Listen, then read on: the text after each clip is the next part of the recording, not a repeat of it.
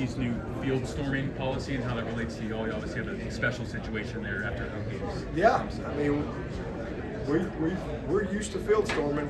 We're obviously it's at home every game, and if we lose on the road, we get it there too. So we get a lot of experience at it. We've dealt with it, but you know, it's I didn't really even know about it until last week. Honestly, we were in our program meetings, and Graham kind of went over it. So I think they've got a good plan in place where hopefully can achieve, you know, the objectives of you know, being able to get the team off the field, and then still be able to gather at the Paul and have the fans come on and hold the alma mater until they do that. So I think they got a good plan in place. Yeah, but what did you think about the settlement of the ACC over the summer? I know that Baltimore administrator and things like that, but now that that is resolved, I guess, A, how did you feel about where that landed, and B, I guess, if at all, I mean, did you feel that might have been a distraction, if anything, over the last year or two?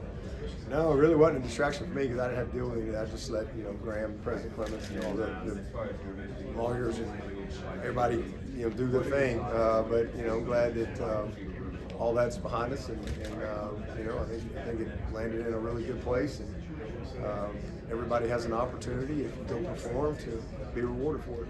Dabo, what did you think about Brian Kelly's comments referring to Clemson as Death Valley Junior? I didn't think about it. You know, it's, you know, my focus is just on getting ready to play the game. The rest of it. Coach, follow up on that. He mentioned that they have circled this game on their calendar inside the New York facility as a program. Have you guys made any such tours, or you just kept it a normal MO for you guys? I mean, every game's huge for us. I mean, they're all big. Now, as I say, you know, Troy's going to be big too. You lose that one, you'll find out how big it is. So they're all big. A goal for us is to win the opener. That's always been a goal for us. You know, we've been more successful than not in achieving that goal, but it's just one goal. And we've got multiple goals on our goal board. We look at it every day, you know, so winning that opener is important. That's why it's a standalone goal for us, regardless of who we play. You know, for us, we play big games every year. Typically, we open up with big games, so it's just kind of, you know, the way you know, we expect it to be. Coach, how do you feel about the player building? I think when you're special with Reese Davis and Bill Belichick, describe you guys' relationship and what do you anticipate it'll be like when you play later in the season lined up on the other side against each other? Yeah, I mean, I didn't really have much of a relationship with him prior to ACC meetings in May at Amelia Island, but it was awesome. I really enjoyed it. I mean, you know, there was more than one occasion that I went, yep, that's Bill Belichick right there. Right here in the ACC head coaches meetings. It's like the most 2025 thing ever. But it's been great because, you know, it's how often would a coach get a chance to be, you know, with a coach like Bill Belichick? You know, most times you'd have to be in the NFL, and then all of a sudden he's in your ACC coaches meetings, and so it's provided opportunity to get to know him differently in, you know, hours of meetings in May, and then casual chit chat opportunities like this where you get a chance to see him, and now certainly get a chance to play him. It's been, I mean, it's been really cool. I got a lot of respect for him. I mean, it's well documented what he's done as a football coach, but I just think he's a very interesting guy. I love to talk to him, and so, you know, I saw him smile several times today. I don't know if y'all met with him yet or not, but how's it been? Is he giving y'all more than we're on the camp? I don't know. Is it He's following you. Oh, I anticipate that. Next question. Start camp next week. How do you feel about the new ACC policy on player availability, and how do you guys plan to manage that? I know that they came out with something. I still don't know what I don't even know. Y'all probably tell me what it is. I guess they'll tell me when I get 2 back. days before availability report. Do I get to still use day to day? I don't get to use day to day anymore. There's an update process. You Oh, okay. You can't just give Chapel day to day. It's day to day, Chapel. I'll provide the translation. Questionable is now day to day. Yeah. Day to day, month to month. We're all year to year, week to week. I don't know. I guess it's going to be like at one time we had that at some point. I don't know. One of these years we were doubtful, probable, unaccountable, can't find them. I don't know. I mean, we had all these different categories that we had. So I think I understand the purpose of it from a gambling standpoint and all that stuff. It's fine with me. I don't have a problem with it. I know you're excited about Adam Randall and what he can do at running back. What are the challenges of switching positions in your college career from wide receiver to running back? Yeah, you see that. You see it in the pros.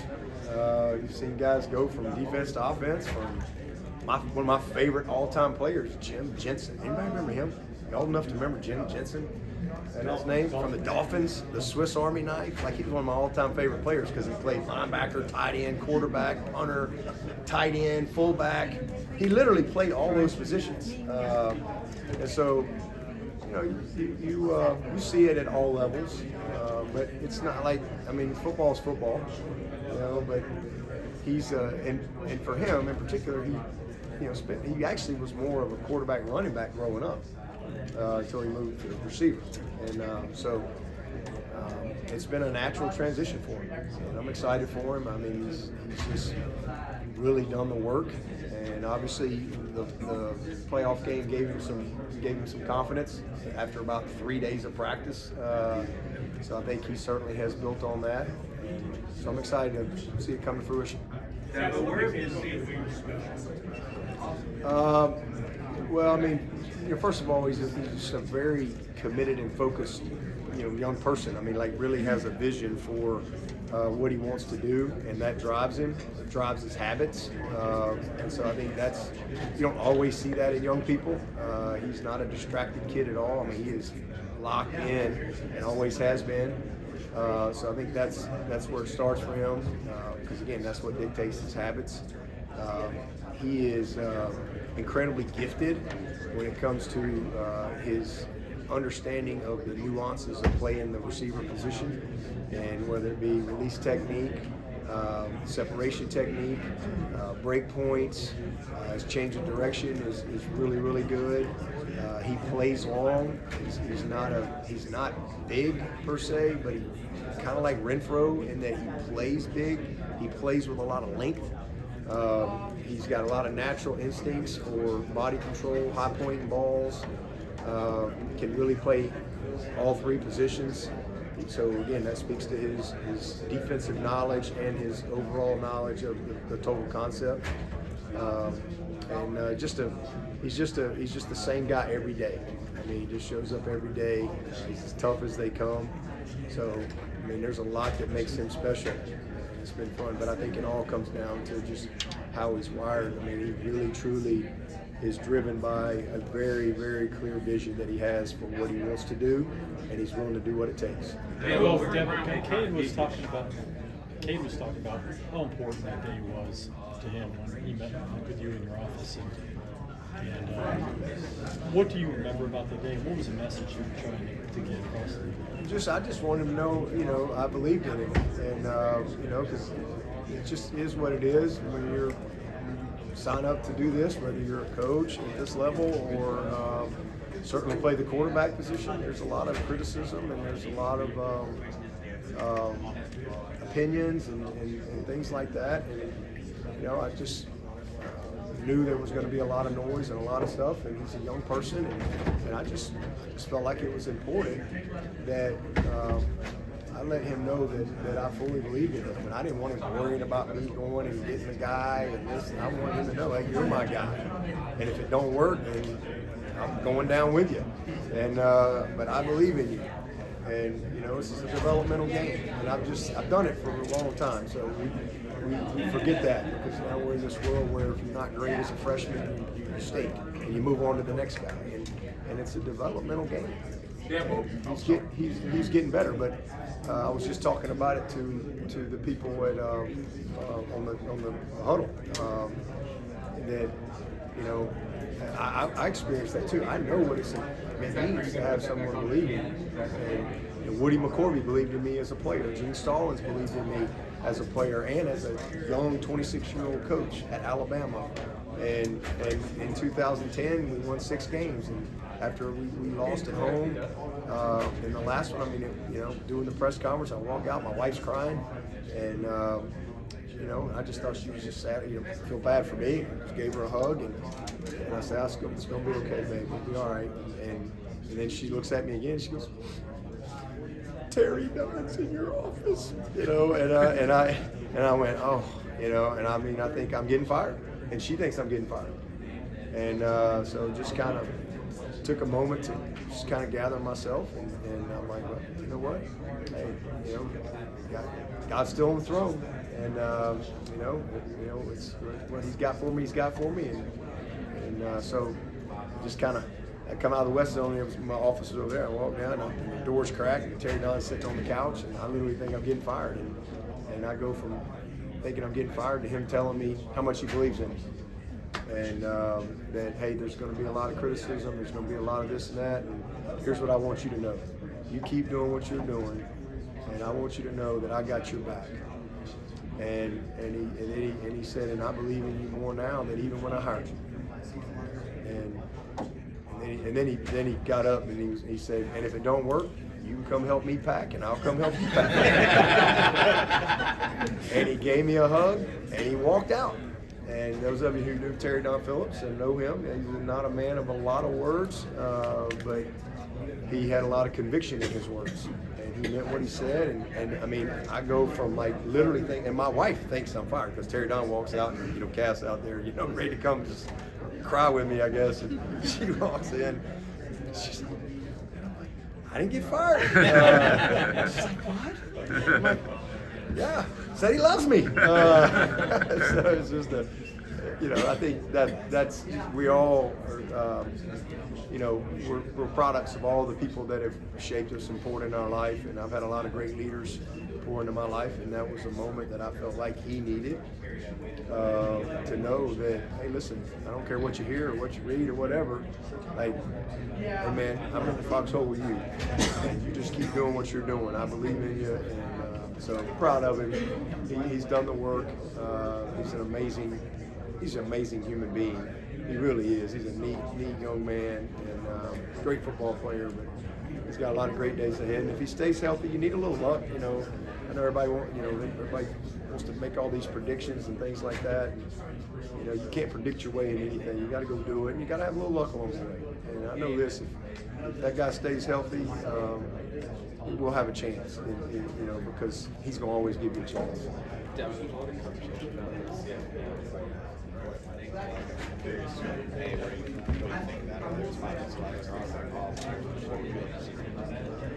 I just, tell me what the rules are, and my job is to go get Clemson ready for it. I certainly align with what our commissioners talked about, but at the end of the day, for me, whatever system we've had, we've had a seat at the table. When it was a BCS, we made it in 2013. We were one of the BCS teams. We made it to a BCS bowl. It's a big deal. The Orange Bowl, play Ohio State. When it went to a Final Four, we went to 6 Final Fours, 4 Final Twos. You don't get lucky and do that. And when it went to 12, we made it. So my job and my main focus is focus on what I control, and that's making sure that Clemson is positioned for whatever situation arises. But I do think that what our commissioners talked about, I'm in line with that. Coach, I work here in Charlotte. I had the pleasure of covering Noah Hoosier in his high school, and I was a kicker in college. How important is he to this team? I mean, we know what he did in that championship game. To have that weapon in your, at your, beck and call. Yeah, I like to add that in. People say, man, y'all got a chance to be got a good quarterback back, got a bunch of guys back in the trenches. You got some good skill. I was like, yeah, but we got a kicker who can win a game. Let's don't forget about old Hoosier. It's just awesome. Kind of storybook that make a game winner in your hometown, and you know, and this is my 36th year in college football, and I really was thinking about how many like walk-offs I've been a part of, and it's really rare to be a part of a walk-off in football. I mean, like I've been a part of some big wins that, you know, you made the play, you stopped them on 4th down, you caught, but there was, you know, still 30 seconds left or 3 seconds left. We win the national championship, but we still had to kick the extra point, had to do the kick, all that stuff. But a true like walk-off, like it's over right there in the moment, those are rare. And we had the one at LSU in the Peach Bowl in 12. You know, Marcus Edmond that year in NC State game, you know, that was done. There hadn't been many. And especially not only to have a walk-off, but for it to be for a championship. That was one of the coolest moments that I've been a part of. For a freshman to step up and make a kick like that. But again, in his hometown in Charlotte at the Panther Stadium, and it was awesome. Dabo, have you seen enough? Very rare to have a 3-year starter these days, right? At quarterback. You know, with Cade, where do you see where he can make more growth this year, and that line between doing what he has to do for you, and also, and there's a lot of talk about him for the next level. Yeah, I mean, I certainly think he's on track to put himself in position to be a good player at the next level and to create that opportunity for himself. But it's just more of the same. I mean, you know, his first year he was developing, 175 pounds. I was just looking at his profile the other day, 175 pounds. You know, now he's about 206 or 7 or so. So he needed to physically develop. He's done that really well. He needed to really grow into being a leader of the team, and that comes through earning it. He's done that. His first year as a starter, well documented. Too many turnovers, took some sacks that he didn't need to take, too many TFLs in the run game that he didn't really ever use his legs, like he didn't take advantage of opportunities. So he had a lot of room for improvement, and you saw him improve in all those areas last year. He's become the leader of the team. He's physically developed. He really was opportunistic with his legs, both in running the ball but also creating explosives with his legs by managing the pocket, you know, extending time, whatever it may be, and getting out of the pocket. He, you know, was explosive with the ball down the field. He took less sacks. He was much better in managing the run game with the TFLs. He got us in and out of a lot of plays, and you know, just didn't turn the ball over. You know, so now it's just more of the same, because I think we can put more on it. You know, whether it be more package type stuff, check with me type stuff, because he's a very, very smart player. He's a gym rat, and he's going to work at it. So more of the same. Continuing to, you know, be lead in protecting the football and not putting us in advantageous situations. Being you know, even better when it comes to complete ownership of the system, the details, the precision of what we're doing, just being fanatical about the fundamentals, just the boring, mundane stuff. Being that leader, he's really taken a big step forward there, but I think and he's earned it, so now just like, let's build on that. So just more of the same, just at one another higher level, and if he does that, he's going to have a heck of a year.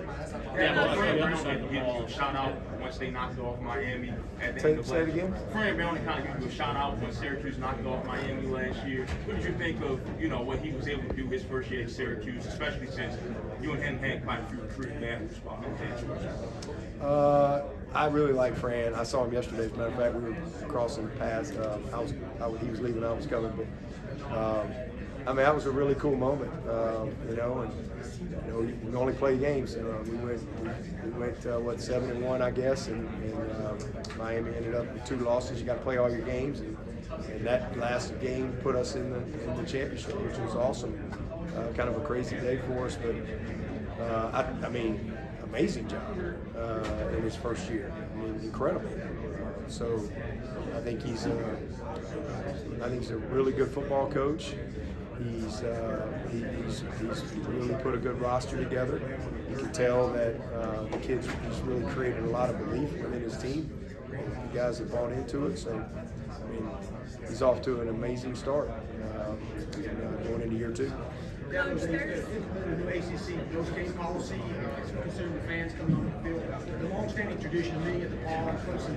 What are your thoughts on all that, how that's going to mesh out? Yeah, we talked about that earlier. I know you weren't over here, but I think they've come up with a good plan that hopefully will achieve both objectives, getting the opponents off the field properly, but also being able to get our team to the ball, let the fans on, do the alma mater, and honor the traditions that we've all enjoyed at Clemson for a long time. Yeah, but one of the big talking points this year has been you guys had an elevated receiver room. They say it's more similar to the championship years. Can you talk about what you've seen from that group, especially when you pair it with a veteran quarterback like Cade Klubnik and how they can elevate your offense this year? Well, I mean, they've got great chemistry because they've all played together now. This time last year, Wesco hadn't played, T.J. Moore hadn't played, Antonio Williams had been out a year. And so, we had a lot of work to do. So, the experience is awesome. I mean, we had two young,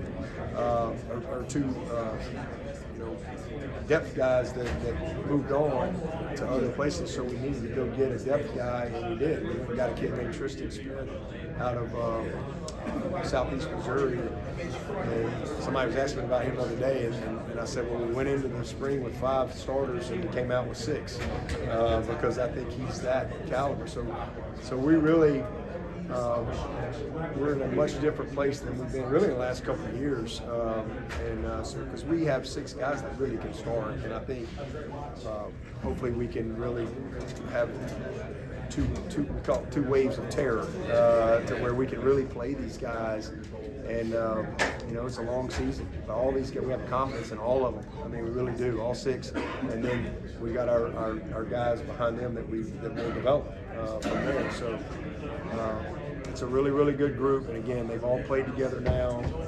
With Tristan coming in the spring and being able to get some chemistry with Cade, that was very important too.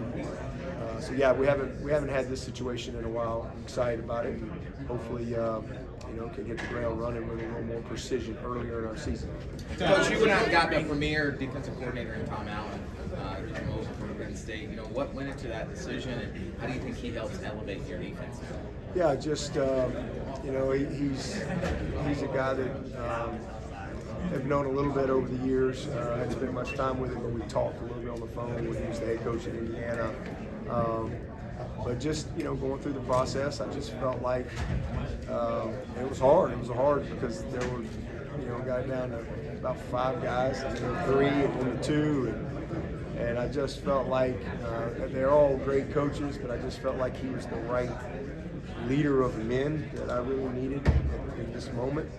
Both for the people in the staff room, but also the players. So, and he's been awesome. I mean, he really has. I mean, he's just those of you who know him, he's just such a great guy, and he's passionate about what he does. And I'm excited to go through the season with him. Two more questions. We only have time for 2 more questions. Coach, you've been pretty outspoken about Clemson's policy in the future of scholarshiping everyone that you can on the team, and kind of functionally that changes what the policy is for walk-ons. And I'm just kind of curious what the rationale was behind that, and what you kind of give up by not having walk-ons on the team in the same way. I'm not sure I follow the question. I'm passionate about scholarship and everybody. I've been passionate about. The thing I've been most passionate about is trying to make sure we have an opportunity for walk-ons. So I'm not sure I'm not really tracking the question. I haven't been pushing for more scholarships. I've been pushing to allow walk-ons to still be a part of our program. Right, but going forward, once the wave of designated student athletes kind of works its way through, if there is everyone on a scholarship, does that mean that there's players that are recruited that have an opportunity to earn a scholarship? No. So we'll be at 105 like everybody else, and I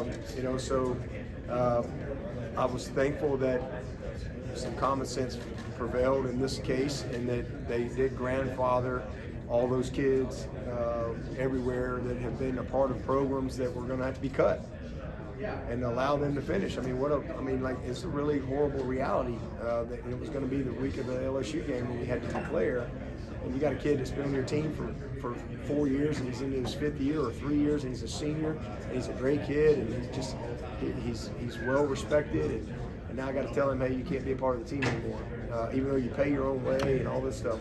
So I'm thankful that the right thing was done, and they grandfathered all these kids all across the board to allow people to matriculate out as far as student eligibility. And so I think we're at like 124, 120. Our roster was 135, so it'll be 120 something this year.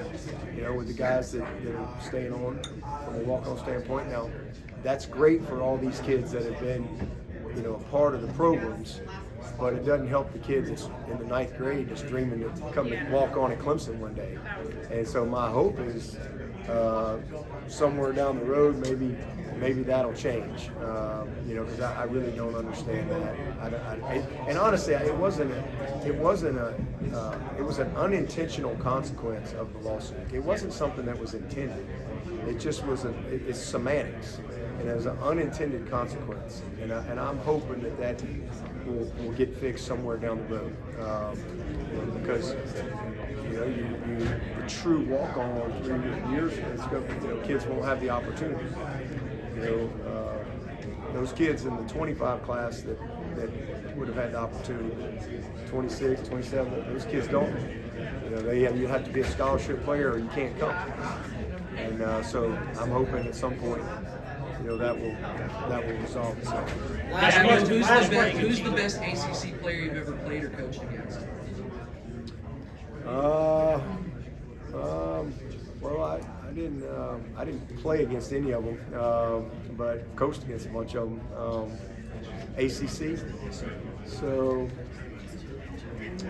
I would just say that, and again, not counting our guys at Clemson, there have been a lot of great players, man. If I had to just pull out a couple, I mean, I can say that 2 guys that I had great respect for, 2 guys that always just kind of made me hold my breath until we got him down, was Lamar and Dalvin Cook. Like, those were 2 guys that when they touched the ball, I was like, thank God we got him down. Or thank God Lamar threw it to somebody or handed it to somebody. Like, you know, those were 2 great players. And then I'd say the other one was Luke Kuechly. I used to get so mad. I just, you know, I'd be like, I'm just telling y'all, if this guy has 19 tackles on us, I'm gonna lose my mind. Grade the tape, he's got 20 tackles. I'm like, this guy why can't we block this guy? And he was unbelievable. Luke Kuechly, probably one of the most underrated dudes out there. I mean, he's a great player. I mean, he made every play. And so I played against some great ones. Great ones. But Lamar and Dalvin, they made you hold your breath. Like, whoa. And so probably come up with a few more too. Thank you, Coach. Thanks, Coach. Okay.